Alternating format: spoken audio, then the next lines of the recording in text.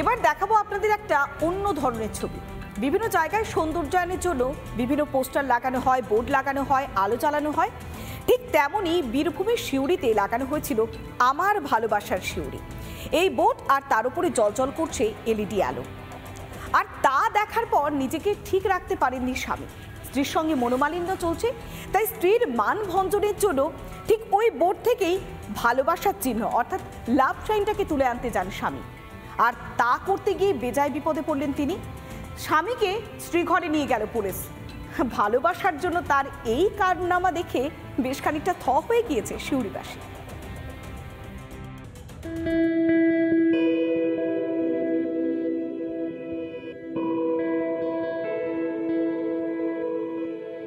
ভালোবাসার জন্য ভালোবাসা চুরি।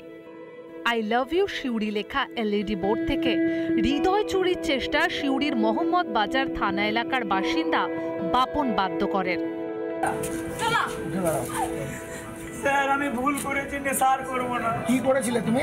আমি আমার বউকে দেবার জন্য লাভটা চুরি করেছিলাম। তবে বিক্রির জন্য নয়, নিজের স্ত্রীকে উপহার দেওয়ার জন্য। নেশাগ্রস্ত অবস্থায় হাতটি টানাটানি করতে সেটি ভেঙে পড়ে। সিউড়ি পুরসভার চেয়ারম্যান থানায় অভিযোগ দায়ের করেন। চোরকে ধরেও ফেলে পুলিশ। এরপরেই জানা যায় চুরির পেছনে রয়েছে প্রেম গাথা। লাভটা নিয়ে ভেঙে যায়, নিয়ে ফেলে দিয়েছিলাম। কোথায় ফেলেছিলে? বাস স্ট্যান্ডে। তারপর কি হলো? এখন আমি ফেসে গেলাম চুরি কেসে। পুরসভার চেয়ারম্যান জানালেন তার দীর্ঘ জীবনে এমন প্রেম তিনি দেখেননি। স্ত্রীকে উপহার দেওয়ার জন্য একতোড়া গোলাপ ফুল উপহার দেন অভিযুক্তকে। তো আমার রাজনীতির জীবনে পুলিশের তৎপরতায় ধরাও পড়েছে, সঙ্গে সঙ্গে এফআইআর এগেস্টে। কিন্তু যেটা থানাতে এসে দেখলাম যে যার ভালোবাসা লাভটা চুরি করেছে তার বউকে দেওয়ার জন্য, যেটা আমার রাজনীতির জীবনে প্রথম দেখা। তো আমি একটা বাধ্য হয়ে এই যে ঘটনা দেখলাম, আমি আবার একটা গোলাপের তোড়া নিয়ে এসে আমি দিলাম, সে তার বউকে উপহার দিল। ভালোবাসার জন্য 7 খুন মাপ। সিউড়ি থেকে মনোরঞ্জন চ্যাটার্জির রিপোর্ট, রিপাবলিক বাংলা। পড়ুয়ার অভাবে ধুঁকছে স্কুল। কাটোয়ার সিঙ্গি কাশিরাম দাস জুনিয়র বালিকা বিদ্যালয়ে মাত্র একজন পড়ুয়া, আর তার জন্যই রোজ বসছে স্কুল। কবে ছাত্রের সংখ্যা বাড়বে তাই এবার উদ্যোগ নিয়েছে স্কুল কর্তৃপক্ষ। লিফলেট বিলি করা হচ্ছে, পোস্টার দেওয়ার উদ্যোগ নিয়েছে সেখানকার ভারপ্রাপ্ত প্রধান শিক্ষক।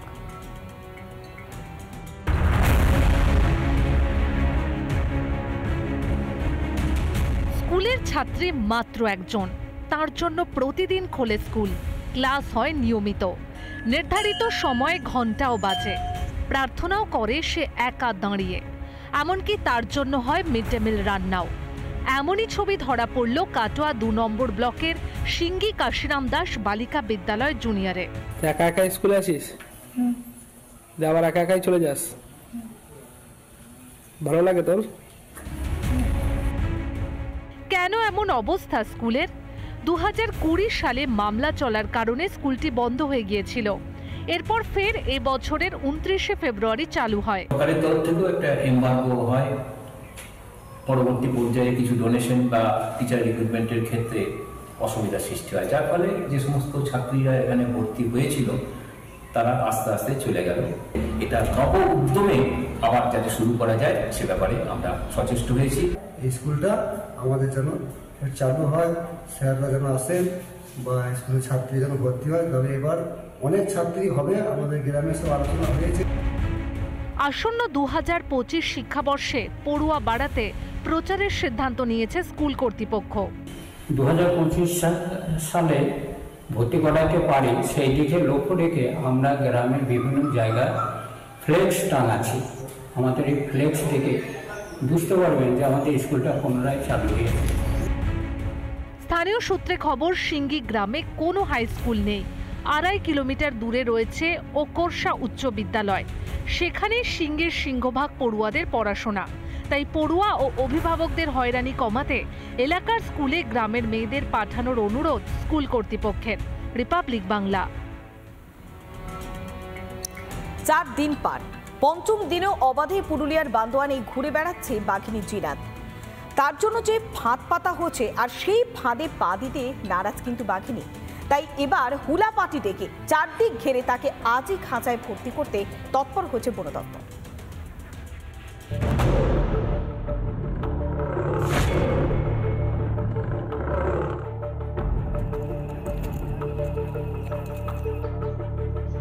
শীতের আমেজে রাইকার জঙ্গলে ঘাপটি মেরে বসে জিনাত। ঘেঁষছে না টোপের আশেপাশে, জঙ্গলে অবাধে শিকার মেরে চলছে তার দিন যাপন। জিনাতকে ধরার জন্য ঠিক এই জায়গাগুলিতে পাতা হয়েছে একাধিক ফাঁদ। সেই ফাঁদে রাখা হয়েছে ছাগল, শূকর থেকে শুরু করে মহিষ, কিন্তু সেই ফাঁদে পা দিচ্ছে না জিনাত। কারণ জিনাতের যে পূর্ব অভিজ্ঞতা রয়েছে খাঁচাবন্দির, সেই অভিজ্ঞতাকে কাজে লাগিয়ে খাঁচার আশেপাশে ঘোরাফেরা করলেও কিন্তু সেই খাঁচাতে পা দিচ্ছে না, এমনটাই বন দপ্তর সূত্রে খবর। জঙ্গল ঘিরে রেখেছে বন দপ্তর। রেডিও কলারের লোকেশন অনুযায়ী বন দপ্তরের কর্মীদের থেকে 500 মিটারের মধ্যে অবস্থান করছে বাঘিনী। আতঙ্কে জঙ্গলে যাতায়াত দায় হয়ে দাঁড়িয়েছে গ্রামবাসীদের কাছে। তো বাঘিনীর ভয়ে আমরা তো জঙ্গলে উঠতে পারছি না, কিছু করতেই পারছি না, গরু মোষ কিছু ছাড়তে পারছি না, ছাগল মোষ সব আর কি বাড়িতেই থাকে যাচ্ছে। পরশুদিন ছাগল 4-5টা মারি দিয়েছে, তার মধ্যে এখন গ্রামের লোক সব আতঙ্ক হয়েছে। কারো বাড়িতে হয়তো দরজা নেই, খোলা দরজা, এবং তারা তো ভয় আতঙ্ক হবে কি। বাঘিনী বারবার কিন্তু তার জানান দিচ্ছে অস্তিত্ব, কারণ ইতিমধ্যে বেশ কয়েকটি ছাগল মেরে ফেলেছে বাঘিনী এবং গ্রামে একটা আতঙ্কের পরিবেশ তৈরি হয়েছে। সাধারণ মানুষ আতঙ্কিত রয়েছেন। এদিকে ক্যামেরা পার্সনকে দেখাতে বলবো, যারা বন দপ্তরের কর্মীরা রয়েছেন তারা কিন্তু এখানে নজরদারি চালাচ্ছেন। জিনাতের টোপ গেলার আশা ছেড়ে কোমর বেঁধে বাঘবন্দি খেলায় নেমেছে বন দপ্তর। জঙ্গলে ডাকা হয়েছে হুলা পার্টি। আমাদেরকে বলছে যে আপনারা সবাই হুলা ধরে থাকবেন, এরপরে যে বাঘিনীকে হেদে নামাতে হবে। হ্যাঁ, নিচে নিচে কোন দিকে ওই সাইডটা ওনারা জাল আড়েছে, ওই জালের মধ্যে লাগাবে। এবারে বাঘকে খাঁচাবন্দি করা সম্ভব হবে বলে আশাবাদী বন দপ্তর। বাঘিনীর যে অস্তিত্ব, কোথায় তার অবস্থান, সেই অবস্থান সম্পর্কে অবগতি পাচ্ছে না কিন্তু বন দপ্তরও। তাহলে কিভাবে ধরা পড়বে জিনাত, কিভাবে এই বাঘিনীর আতঙ্ক কাটবে এলাকা থেকে, সেদিকেই তাকিয়ে রয়েছে কিন্তু স্থানীয় মানুষজনেরা। পুরুলিয়া থেকে অরবিন্দ মাহাতোর রিপোর্ট, রিপাবলিক বাংলা। পুরনো বিবাদকে কেন্দ্র করে উত্তেজনা, ব্যবসায়ীর বাড়ি, গাড়ি, এমনকি হোটেলে ভাঙচুর চালায় দুষ্কৃতীরা। ঘটনাকে কেন্দ্র করে উত্তেজনা উত্তর দিনাজপুরের ইসলামপুরে। ব্যবসায়ীর সঙ্গে পুরনো কোনো শত্রুতা ছিল, তারপরে তার বাড়িতে ভাঙচুর চালানো হয়, এমনটাই অভিযোগ উঠে আসছে। বুধবার রাত, বৃহস্পতিবার সকালের পর দুপুরে ফের হামলা চালায় দুষ্কৃতীরা। ঘটনায় একজন আহত হয়েছে। ইতিমধ্যে ঘটনাস্থলে পৌঁছে গিয়েছে পুলিশ, তদন্ত করে দেখা হচ্ছে এবং যে সিসিটিভি ফুটেজ হাতে এসেছে তাও খতিয়ে দেখছে পুলিশ।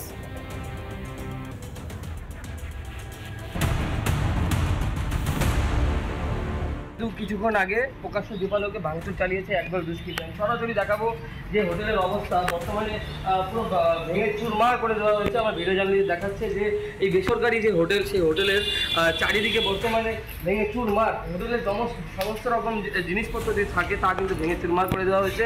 হোটেল মালিকের একটি যে মোটর বাইক, স্কুটি, তাও কিন্তু এখানে ভেঙে ফেলে দেওয়া হয়েছে। গোটা হোটেলের ছিন্ন ভিন্ন করা হয়েছে এবং এই হোটেল যে ব্যবসায়ী, তার যে বাড়ি রয়েছে এই হোটেলের পাশেই, সেখানেও কিন্তু ভাঙচুর চালিয়েছে এই দুষ্কৃতীর দল। পুলিশ এর কিনারা কি করতে পারবে, দুষ্কৃতীদেরকে কি আটক বা গ্রেপ্তার করতে পারবে, তা নিয়ে কিন্তু আজকের প্রশ্ন।